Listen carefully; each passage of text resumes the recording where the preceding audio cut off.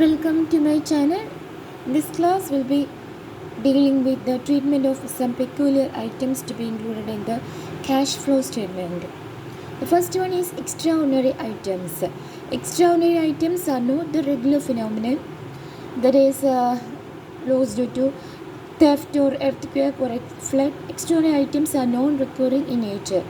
It does not occur regularly, and hence cash flows associated with extraordinary items should be classified and disclosed separately as arising from operating, investing, or financing activities according to the nature of the transaction.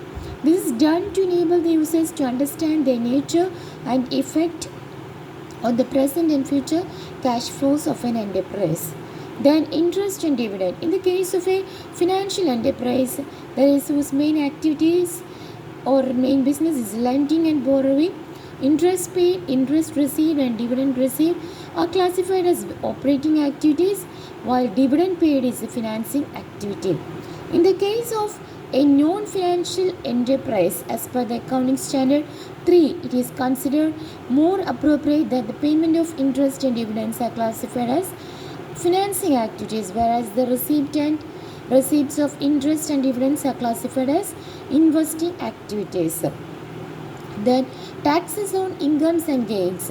Taxes may be income tax, that is the tax on normal profit, capital gains tax, tax on capital profit, dividend tax, tax on the amount distributed as dividend to shareholders.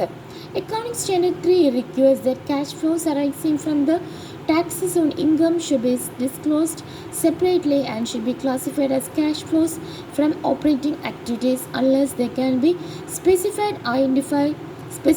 identified with financing and investing activities. This clearly states that the tax on operating profit should be classified as operating cash flows. Dividend tax, that is the tax paid on dividend, should be classified as financing activities along with the dividend paid. Then the capital gains tax paid on sale of fixed assets should be classified under investing activities. Non-cash transactions. As per the accounting standard 3, investing and financial transactions that do not require the use of cash or cash equivalents should be excluded from a cash flow statement. Examples of such transactions are acquisition of machinery by issue of equity shares or redemption of debentures by issue of equity shares. Such transactions should be disclosed elsewhere in the financial statements in a way that provide all the relevant information about these investing and financing activities. Hence, assets secured by issue of shares are not disclosed in the cash flow statement due to non-cash nature of the transaction. Cash transactions are only shown in the cash flow statement.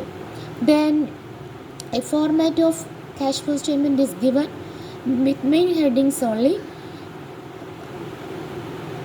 The first item will be cash flows from operating activities, then cash flows from investing activities, cash flows from financing activities. Then we have to add these three. We get the answer as net increase or decrease in cash and cash equivalents. Then if we add the cash and cash equivalents at the beginning, and we get the cash and cash equivalents at the end. Then ascertaining of cash flows from operating activities. Operating activities are the main source of revenue and expenditure in an enterprise. Therefore, the ascertainment of cash flows from operating activities needs special attention. As per the accounting standard 3, an enterprise should report cash flows from operating activities either by using the direct method, whereby major classes of gross cash receipts and gross cash payments are disclosed, or indirect method, whereby net profit or loss is duly adjusted for the effects of transactions of a non-cash nature, any deferrals or accruals of the past or future operating cash receipts, and the items of income or expenses associated with investing or financing cash flows. It is important to mention that under indirect method, the starting point is net profit or loss before taxation and extraordinary items as per the statement of profit and loss of the enterprise. Then this amount is for non-cash items, etc., adjusted for ascertaining the cash flows from operating activities. Accordingly, cash flows from operating activities can be determined using either the direct method or indirect method. The direct method provides information which is useful in estimating the future cash flows, but such information is not available under the indirect method. However, in practice, indirect method is most commonly used by the companies for arriving at the net cash flows from operating activities. This chapter we will be dealing with the cash flow statement using the indirect method.